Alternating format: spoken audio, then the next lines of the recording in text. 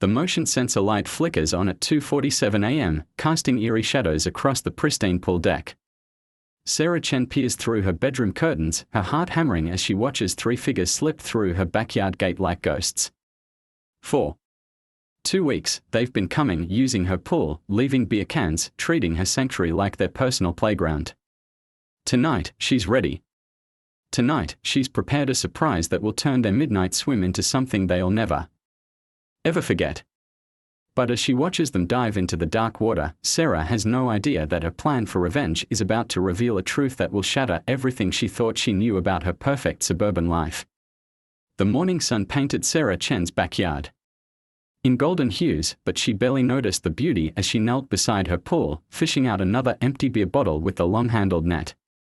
Her hands trembled, not from the early morning chill, but from pure, concentrated rage that had been building for 14 days straight. "Third one this week," she muttered, dropping the bottle into the growing collection of evidence she'd been accumulating. Corona Extra. Always Corona Extra.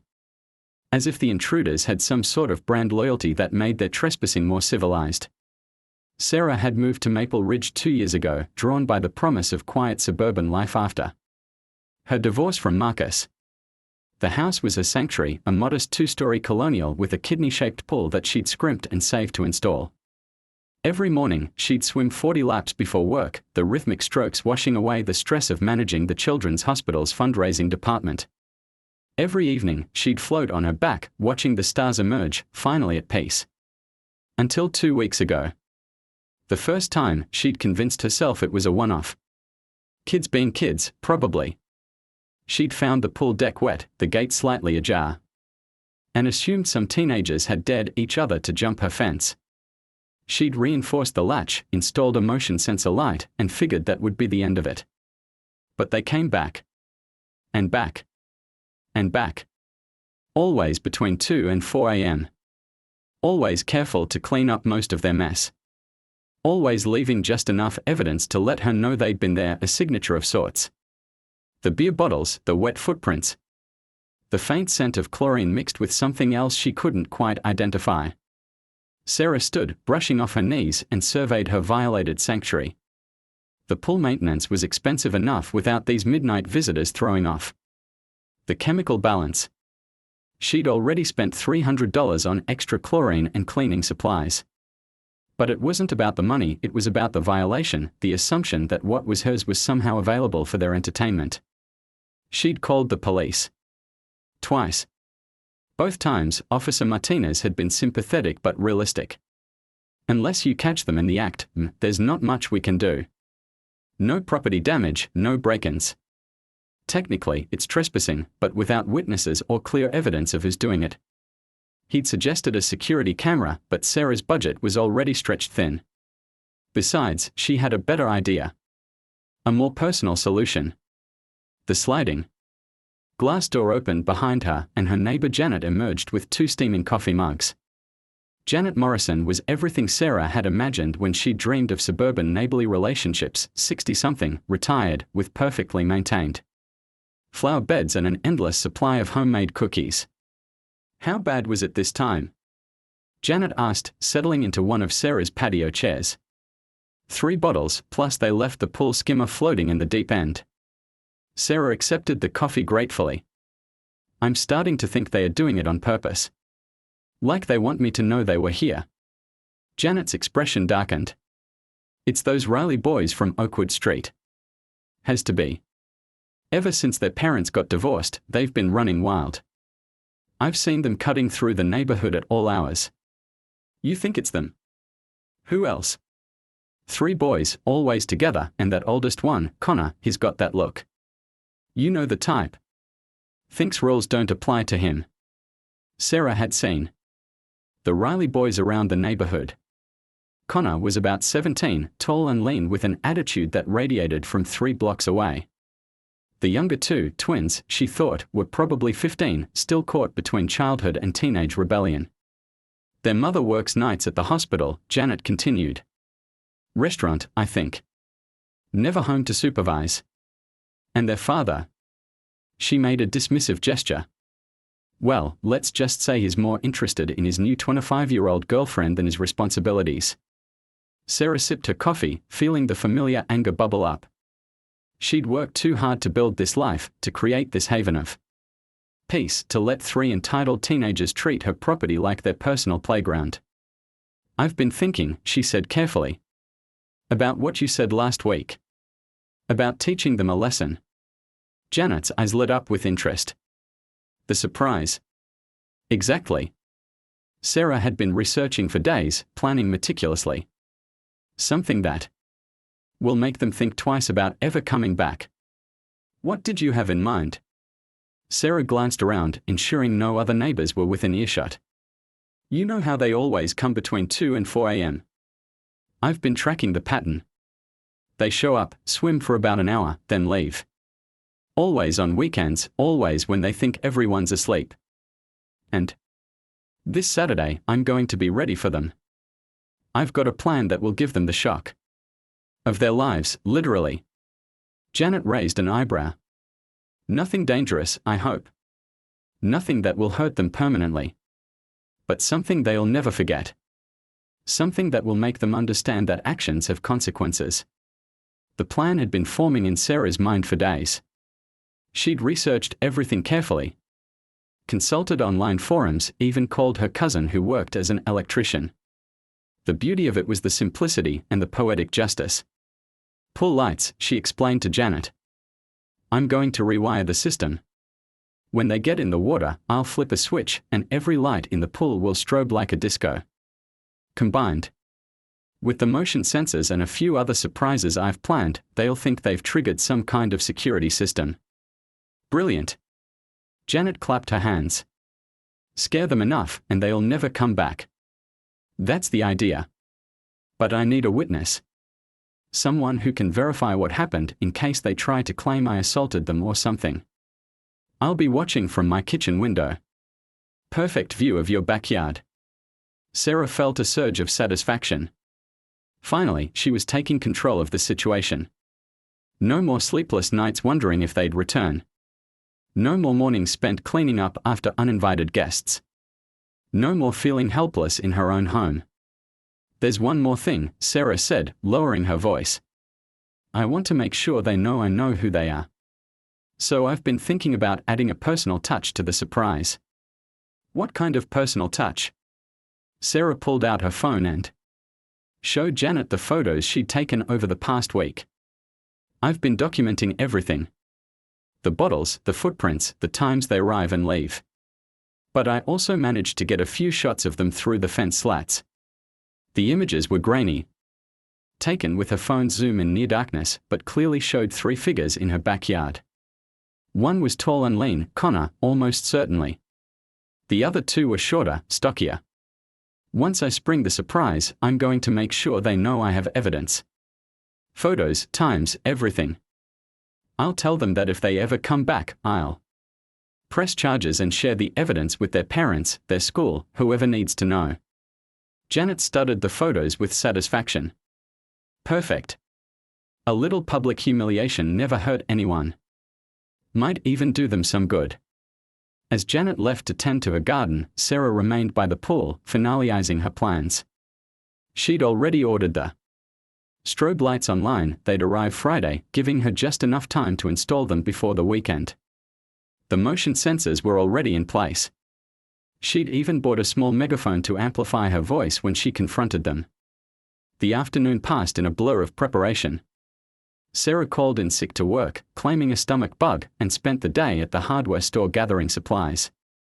Waterproof electrical connectors, additional lighting, battery-powered speakers. Everything she needed to turn her backyard into a theatrical stage for the confrontation she'd been planning. As evening approached, she found herself pacing the house, adrenaline making her restless. For the first time in 2 weeks, she wasn't dreading the night. Instead, she was anticipating it. Saturday couldn't come fast enough. But as Sarah stood in her kitchen, watching the sun set over her violated paradise, she had no idea that her carefully crafted plan was about to collide with a truth that would turn everything she thought she knew about her midnight visitors and herself completely upside down.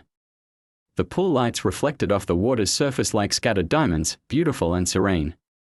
In 48 hours, those same lights would illuminate a confrontation that would change everything. Sarah Chen thought she was preparing to catch 3 delinquent teenagers. She had no idea she was about to discover that the real intruders in her perfect suburban life were secrets far more dangerous than trespassing boys. Friday evening arrived with the kind of oppressive humidity that made the air feel thick enough to swim through. Sarah stood in a garage, surrounded by the components of her elaborate trap, sweat beading on her forehead despite the industrial fan whirring in the corner. The strobe lights had arrived that morning, along with the waterproof speakers and motion-activated cameras she'd splurged on using her emergency credit card. "You sure about this electrical work?" her cousin Danny asked, examining the pool light junction box with professional skepticism. "I mean, I can wire it up no problem, but mixing electricity and water always makes me nervous." "It's completely safe," Sarah assured him, though her voice carried a tremor she hoped he wouldn't notice. "Low voltage, isolated circuits. The strobes run on battery packs, not the main electrical system." Danny was the only family member Sarah trusted completely, a union electrician who'd helped her with various home repairs since the divorce. He'd driven over from the city after she'd called in a favor, claiming she wanted to upgrade her pool lighting for a party. "This is some elaborate setup for a pool party," he observed, connecting the final wire. "These strobes are gonna be visible from space." Sarah forced a laugh. "I want it to be memorable." If only he knew how memorable. As Danny worked, Sarah positioned the speakers around the pool deck, syncing them to her phone's Bluetooth. She'd spent hours selecting the perfect audio for her confrontation, a mix of authoritative commands and, for dramatic effect, a recording of police sirens that would make the intruders think they triggered a security system. "There," Danny said, wiping his hands on his coveralls. "Press this button here, and you'll have enough light to film a music video. Just remember to warn your neighbors, this thing's gonna light up the whole block." After Danny left, Sarah spent the evening testing and retesting her system. The motion sensors were positioned to detect anyone entering the pool area. The cameras were hidden among the landscaping, angled to capture clear footage of the intruders' faces. The strobes were synchronized to create a disorienting pattern that would make escape difficult while she delivered her ultimatum. Janet appeared at the fence line just as Sarah was completing her final test run. "My goodness," Janet breathed, watching the light show. "It's like something out of a movie. They'll be so shocked they won't know what hit them." "That's the idea." Sarah switched off the system, plunging the backyard into sudden darkness. "What time will you be watching tomorrow night?" "I'll be at my kitchen window by midnight. I've got my camera ready too, we'll document everything." As Janet returned to her house, Sarah felt a familiar surge of anticipation mixed with anxiety. Tomorrow night, she'd finally reclaim her sanctuary. The Riley boys would learn that their actions had consequences, and she'd sleep peacefully knowing her pool was protected. But as she lay in bed that night, staring at the ceiling, doubt crept in around the edges of her confidence. What if her plan backfired? What if the boys called the police on her? What if she was crossing a line she couldn't uncross? She pushed the thoughts away. They were the ones breaking the law. They were the ones who'd forced her to this extreme. Whatever happened tomorrow night, they'd brought it on themselves. Saturday crawled by with agonizing slowness. Sarah spent the morning at the farmer's market, trying to maintain her normal routine while her mind raced through the evening's plan. She bought fresh flowers for her kitchen table, chatted with vendors about the weather, and smiled at neighbors, all while her heart hammered with anticipation. The afternoon brought unexpected complications. Her ex-husband Marcus called, his voice carrying that familiar tone of barely contained irritation that had characterized the final months of their marriage. "Sarah, I need to talk to you about the divorce settlement. My lawyer says there's an issue with the house deed." "Marcus, I can't deal with this right now," she interrupted, pacing her living room. "Whatever issue your lawyer thinks exists, it can wait until Monday. This is important. It affects both of us." "Monday, Marcus. I have plans tonight." She hung up before he could respond, her hands shaking.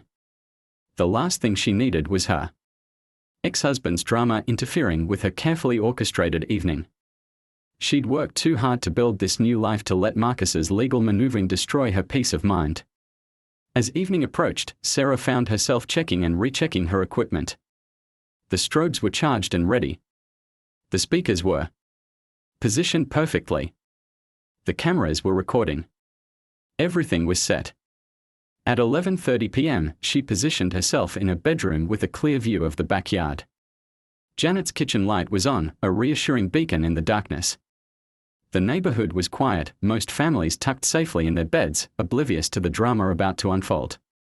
Sarah's phone buzzed. A text from Janet, ready when you are. Can see everything from here. The minutes ticked by with excruciating slowness. Midnight came and went. Then 12:30. By 1 a.m., Sarah began to worry that her targets wouldn't show. Maybe they'd sensed something was different. Maybe they'd found another pull to victimize. Then, at 1:47 a.m., she heard it, the soft scrape of the gate latch being manipulated.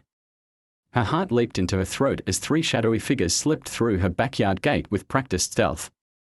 Showtime, she whispered, her thumb hovering over the activation switch. The figures moved with familiar confidence, stripping off their shirts and dropping them by the pool's edge. Even in the darkness, Sarah could make out their general shapes, one tall and lean, two shorter and stockier. The Riley boys, just as she'd suspected. They slipped into the water with barely a splash, immediately swimming toward the deep end. Sarah watched them for a moment, feeling a strange mixture of vindication and something else, something that felt almost like sadness. These were just kids, really. Stupid, entitled kids who'd made poor choices, but kids nonetheless. Then she remembered the 2 weeks of sleepless nights, the violation of her sanctuary, the feeling of helplessness that had consumed her. Her finger pressed the button. The world exploded into light. The strobes erupted in a synchronized pattern. That turned the backyard into a disorienting kaleidoscope. The motion sensors triggered, flooding the pool deck with additional illumination. The speakers roared to life, Sarah's recorded voice booming across the water, "Attention trespassers. You are being recorded. Remain where you are." The effect was everything Sarah had hoped for and more. The three figures in the pool thrashed in panic, clearly disoriented by the sudden assault on their senses. She could hear their voices, young, male, terrified, shouting over the din, "What the hell, get out! Get out! I can't see." Sarah grabbed her megaphone and stepped onto the pool deck, her heart hammering with adrenaline and triumph. "That's right, run. And don't ever come back." But as the strobes continued their relentless pattern, something unexpected happened. Instead of scrambling out of the pool and fleeing, the three figures seemed to be struggling. Not just with fear or disorientation, but with something else. One of them, the tallest, wasn't swimming toward the edge. He was floating, motionless, in the deep end. "Connor," one of the others screamed, and the sound cut through Sarah's triumph like a blade. "Connor, wake up." The strobes continued their assault, and Sarah could see more clearly now. The tall figure, Connor, if Janet was right, wasn't moving at all. His body floated face down in the water while his two companions struggled toward him, their movements clumsy and desperate. "Turn it off," one of them shouted toward the house. "Please, turn it off. Something's wrong with him." Sarah's finger found the switch, and the backyard plunged into sudden, shocking darkness. The silence that followed was broken only by the sound of splashing and panicked voices. "Connor! Connor, can you hear me?" Sarah's megaphone slipped from her nerveless fingers, clattering on the pool deck. This wasn't how it was supposed to go. They were supposed to be scared, humiliated, sent running. They weren't supposed to be. "I think he's having a seizure," one of the voices called out, clearer now in the darkness. The lights, they triggered something. Sarah's blood turned to ice. Seizure. The strobes. Oh God, what had she done? She fumbled for her phone, her hands shaking so badly she could barely manage to activate the flashlight. The beam illuminated a scene that would haunt her forever, two teenage boys struggling to keep their unconscious friend afloat while treading water in the deep end of her pool. "Help us," one of them screamed, his voice cracking with terror. "Please, help us get him out." Sarah stood frozen for a moment that felt like an eternity. Then training kicked in, years of managing medical emergencies at the Children's Hospital, countless CPR certifications, protocols drilled into her head. She dropped the phone and dove into the pool fully clothed, her mind racing through the steps of water rescue. Together, the three of them managed to get Connor to the pool's edge. Sarah hauled herself out first, then reached down to help pull the unconscious boy from the water. His skin was pale, his breathing shallow but steady. "Turn him on his side," she ordered, her voice steady despite her racing heart. "Recovery position. What's his medical history? Does he have epilepsy?" The two boys, twins, she realized now, probably 15, stared at her with wide, terrified eyes. One of them had a tattoo on his shoulder that looked fresh, amateur. The other wore a medical alert BR. Sarah's kitchen at 3 a.m. was a surreal tableau of suburban domesticity meets crisis management. Three wet teenagers sat wrapped in her bath towels around her breakfast table, steam rising from mugs of hot chocolate while Sarah rummaged through her medicine cabinet for children's Tylenol.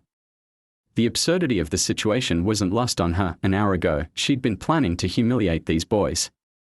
Now she was playing mother hen to the very kids she'd nearly killed. "Take 2 of these," she said, placing the pills in front of Connor. "And I want you to drink that entire mug. You're probably dehydrated." Connor's hands shook slightly as he reached for the medication. The seizure had left him drained, his usual teenage bravado replaced by a vulnerability that made Sarah's chest ache with guilt. "You don't have to do this," he said quietly.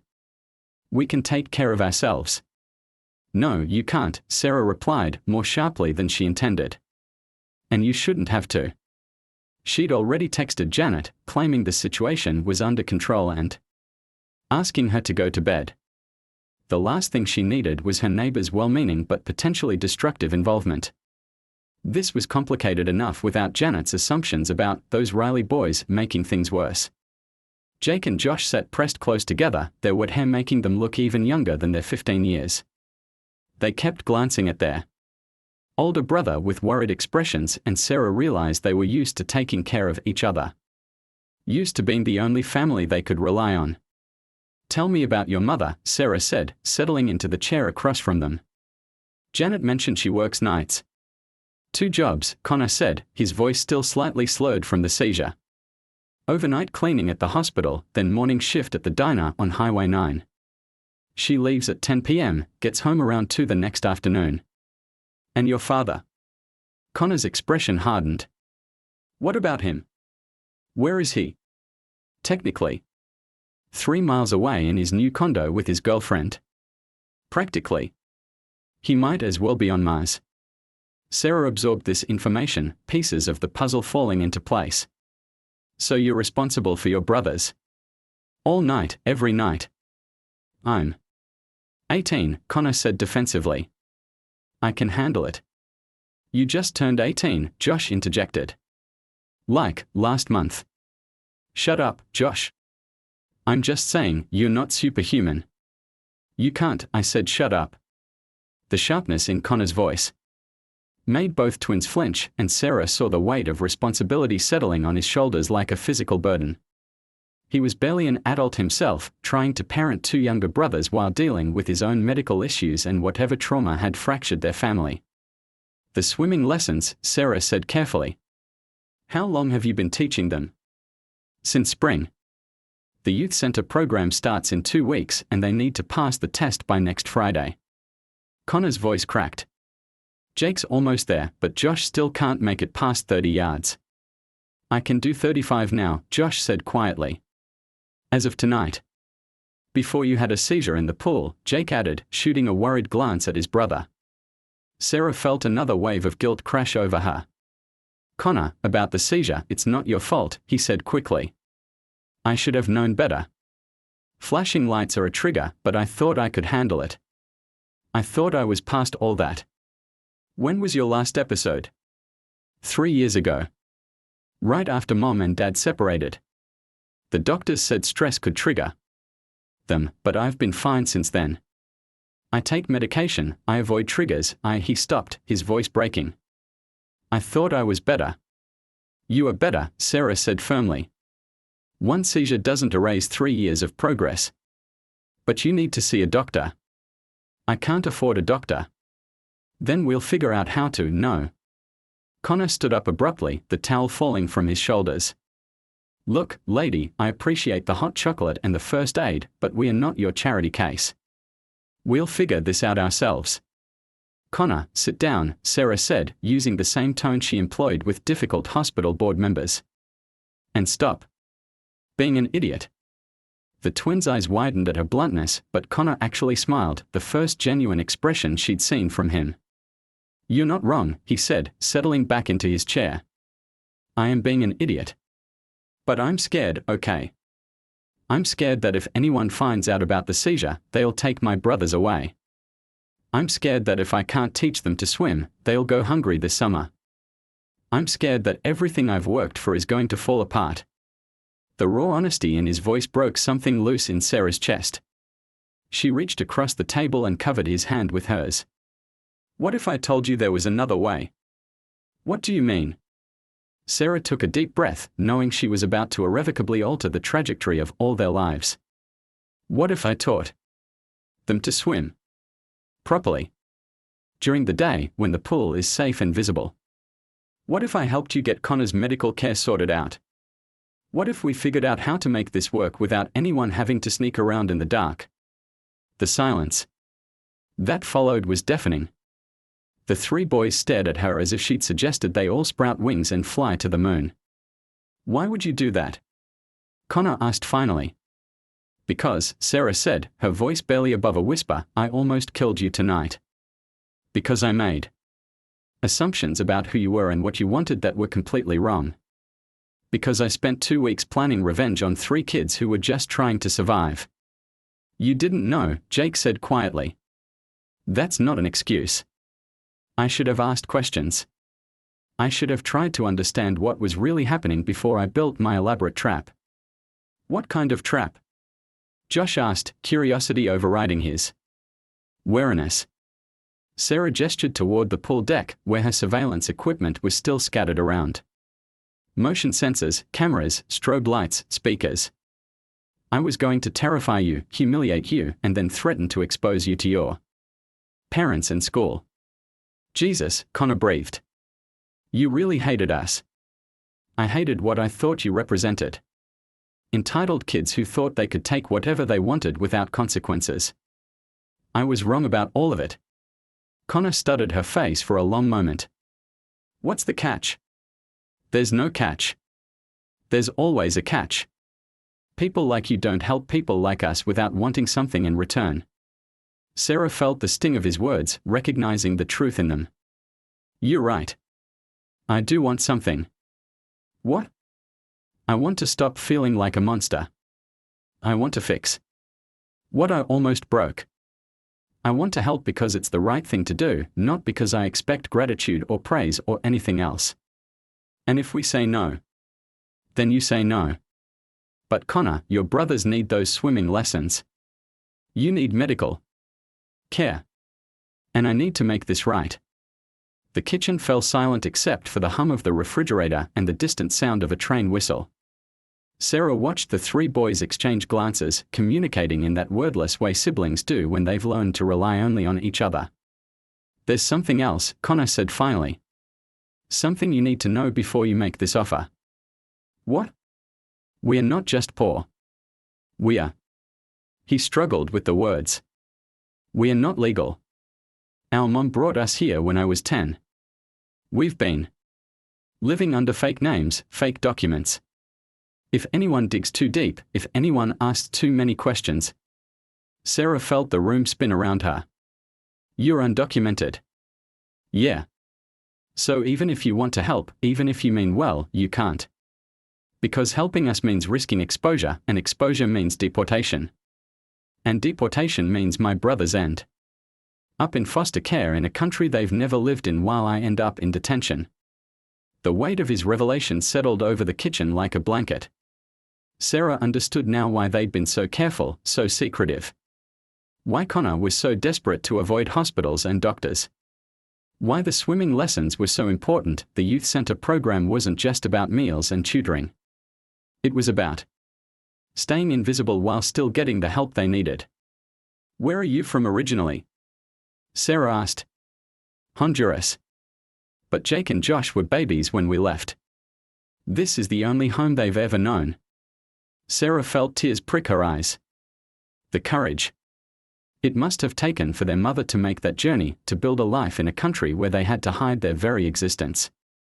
The responsibility Connor carried, protecting his brothers while navigating a system designed to exclude them. "The swimming test," she said slowly. "It's not just about the program. It's about proving you belong here. About accessing services without having to provide documentation they can't give." "Smart lady," Connor said, but there was no mockery in his voice. Sarah stood up, pacing to the window that overlooked her pool.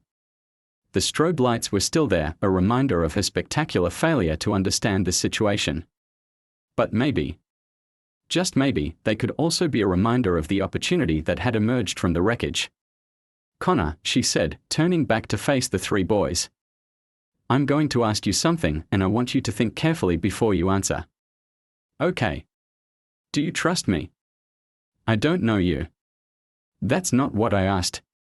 Connor looked at his brothers, then back at Sarah. "Why does it matter?" "Because if you trust me, we can figure this out. All of it. The swimming lessons, the medical care, the documentation issues. It won't be easy and it won't be fast, but we can do it. If you don't trust me, then you should leave now and never come back, because I can't help you if you don't let me." The silence stretched between them, heavy with possibility and fear. Sarah held her breath, knowing that Connor's answer would date. 2 weeks later, Sarah's carefully ordered life had become a masterclass in controlled chaos. Her dining room table was covered with swimming progress charts, medical appointment schedules, and a stack of immigration law books thick enough to stop a bullet. Her pool had been transformed from a symbol of suburban tranquility into a training facility where 3 boys pushed themselves through daily lessons with the determination of Olympic athletes. 42 yards. Sarah called out as Josh touched the pool wall, gasping but triumphant. "That's a new record." Jake was already in the water beside his twin, having completed his 50-yard test 3 days earlier.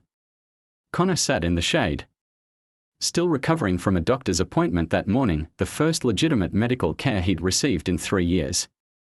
"The neurologist wants to adjust my medication," Connor told her as Josh climbed out of the pool. "He says the seizure was likely triggered by stress and the strobing lights, but my overall condition is actually better than expected." Sarah felt a surge of relief. Getting Connor proper medical care had required calling in favors from her hospital connections, finding a neurologist willing to see a patient with complicated insurance situations, and carefully navigating questions about documentation. Dr. Martinez had been a godsend, a first-generation immigrant himself who understood the delicate balance required to help without exposing. "That's wonderful news," Sarah said, then turned to Josh. "And you, my friend, are ready for your test. 50 yards, easy." Josh beamed, his confidence having grown exponentially over the past 2 weeks. The transformation in all 3 boys was remarkable. With proper nutrition from the meals Sarah had been providing and the security of knowing they had support, they'd flourished in ways that went far beyond swimming ability. But their success had created new complications. "Sarah," Connor said, his voice carrying a note of concern she'd learned to recognize. "We need to talk." She settled into the chair beside him, noting the tension in his posture. "What's wrong?" "My mom wants to meet you." Sarah's stomach dropped. They'd been careful to time the swimming lessons during Elena Riley's sleep hours, and Connor had explained Sarah's help as a neighbor who was letting them use her pool. But mothers had instincts about changes in their children, and Elena had apparently sensed that something significant was happening. "What did you tell her?" "The truth. Sort of. That you'd been helping us with swimming lessons and some other stuff. But she's getting suspicious and she's scared. People like us, we don't usually get help without strings attached."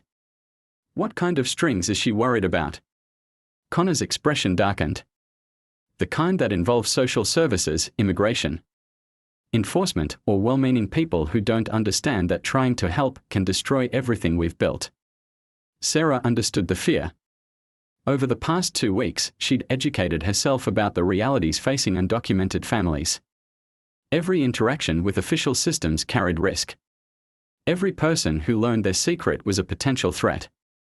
Elena.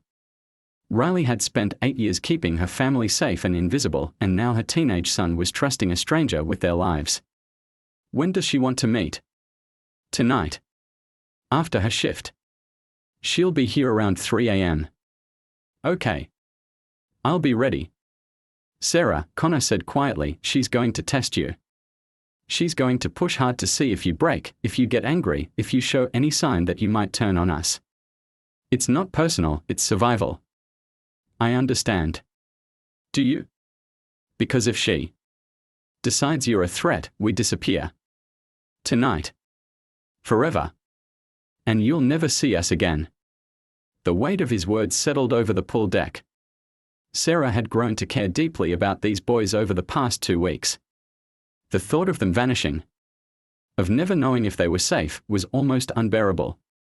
Then I guess I better not screw this up, she said. As the boys packed up their gear, Sarah's phone buzzed with a text from Janet, having coffee tomorrow morning. Haven't seen much of you lately. Sarah stared at the message, guilt gnawing at her stomach. She'd been avoiding her neighbor for 2 weeks, making excuses and deflecting questions about the incident with the pool intruders. Janet had no idea that the boys she'd been so eager to punish were now practically living in Sarah's backyard. Problem? Connor asked, noticing her expression. My neighbor. She's been asking questions. The one who was watching that night? Yeah. Janet Morrison. She lives right there.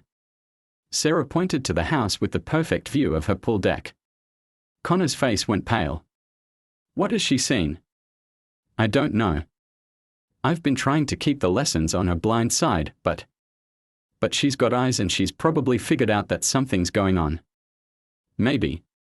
She hasn't said anything direct, but she keeps hinting that she wants to catch up and talk about recent developments.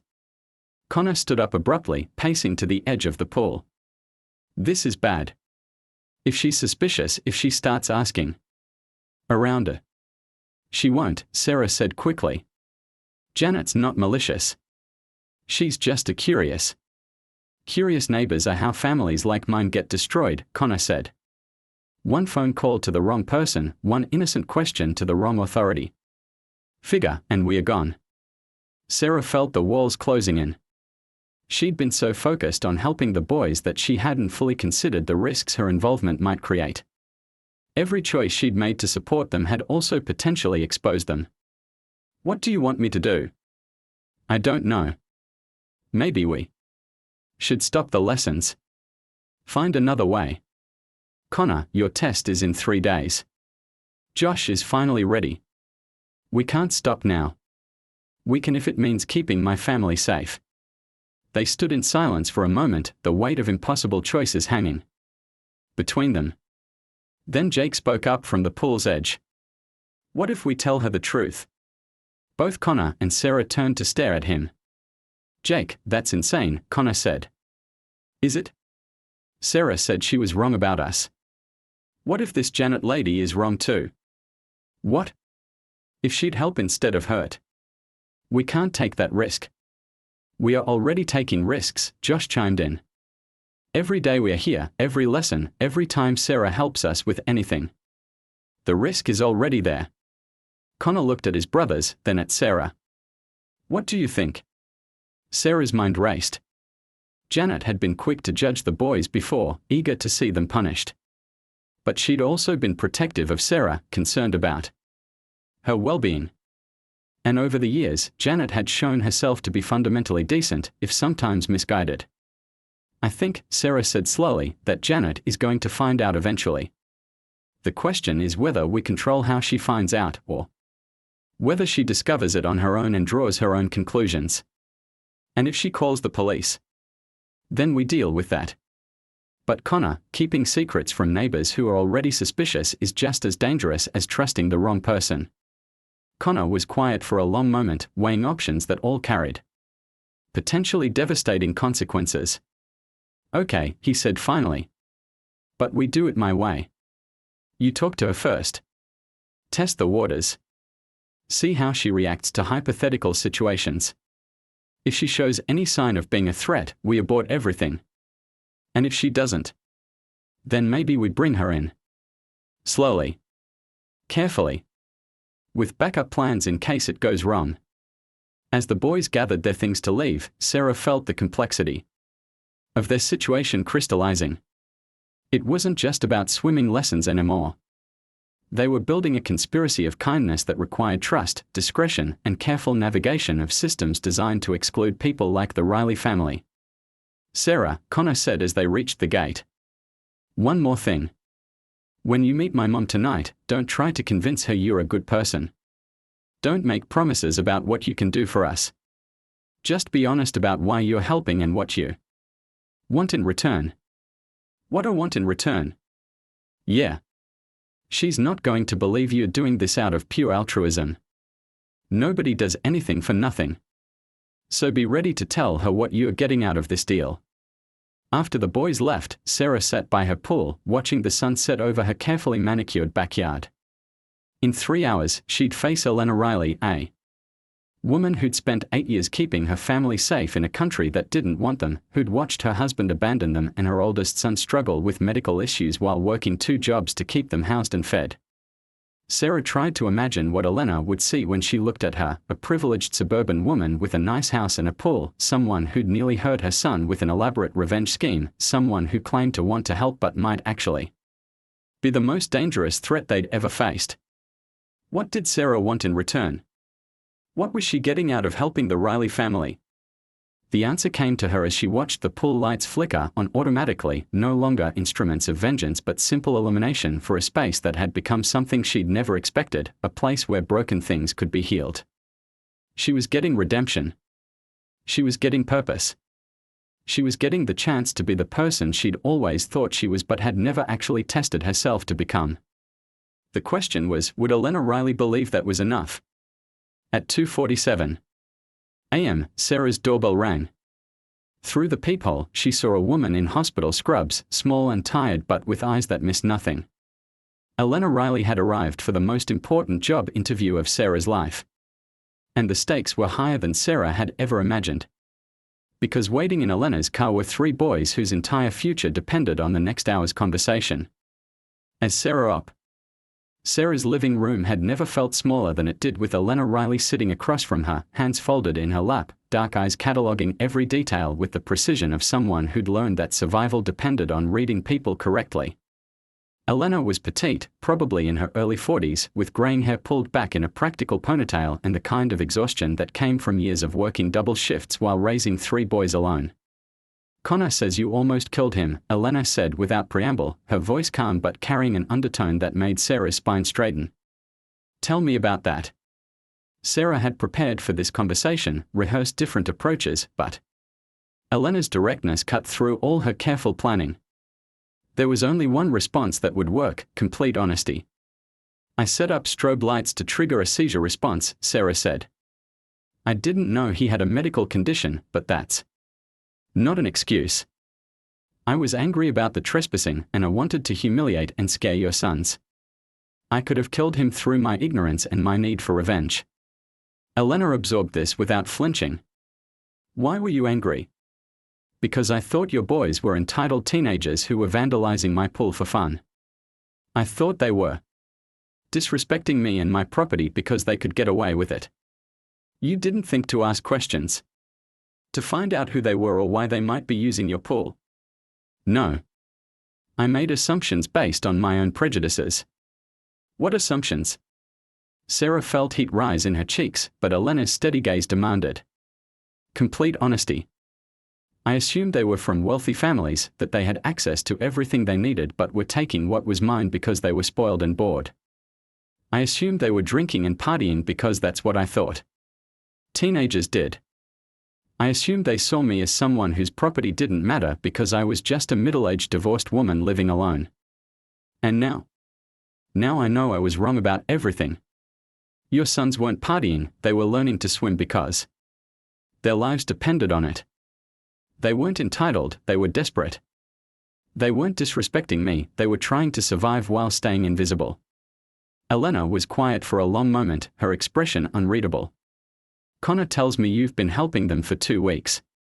Swimming lessons, medical care, food. Why? Here it was, the question Connor had warned her about. Elena wouldn't believe in pure altruism, and Sarah had promised to be honest about what she was getting from this arrangement. Because I need to prove to myself that I'm not the person I was that night, Sarah said.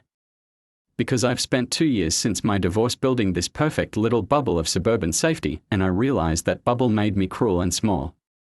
Because helping your family is the first thing I've done in months that feels like it actually matters.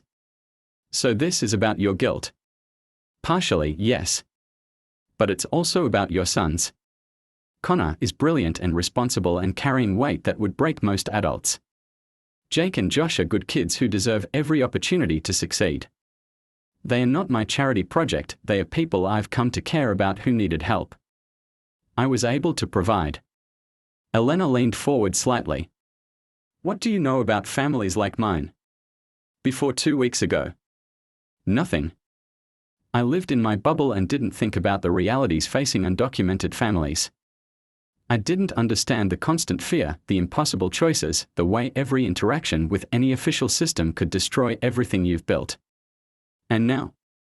Now I know that you've spent 8 years performing miracles. Working 2 jobs. Raising 3 boys, keeping them safe and healthy and hopeful in a system designed to exclude them. I know that Connor has been carrying adult responsibilities since he was barely a teenager, and that Jake and Josh have never known a life without the fear of being separated from their family. What do you think you can do for us? Sarah had been dreading this question because the honest answer revealed how limited her help really was. I can provide swimming lessons and some medical care and food security. I can research immigration law and help you navigate some systems. But I can't fix your legal status.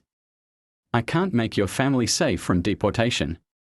I can't solve the fundamental problems that put you in this situation. Then why should I trust you? Because, Sarah said, her voice growing stronger, I'm not promising miracles. I'm not claiming I can save you. I'm just offering to stand with you for whatever comes next. To be someone you don't have to hide from. To help carry some of the weight that Connor's been carrying alone. Elena was quiet. For so long that Sarah began to worry she'd failed the test. Then, unexpectedly, Elena smiled, the first genuine expression Sarah had seen from her. Connor said you were smart. He was right. Does that mean it means I'm willing to trust you? Cautiously. With backup plans in case you disappoint us. Relief flooded through Sarah's chest. What happens now? Now you meet the real Elena Riley, she said, her formal demeanor softening.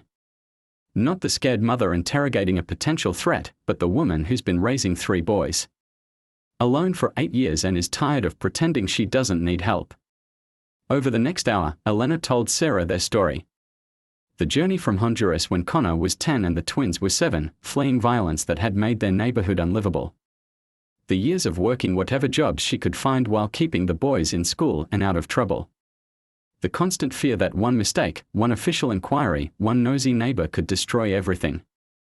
The hardest part, Elena said, is watching my boys grow up thinking they don't belong anywhere. Connor especially, he remembers Honduras. But this is home now. This is the only life Jake and Josh have ever known. But they can't apply for college, can't get legal jobs, can't make any of the plans other teenagers take for granted.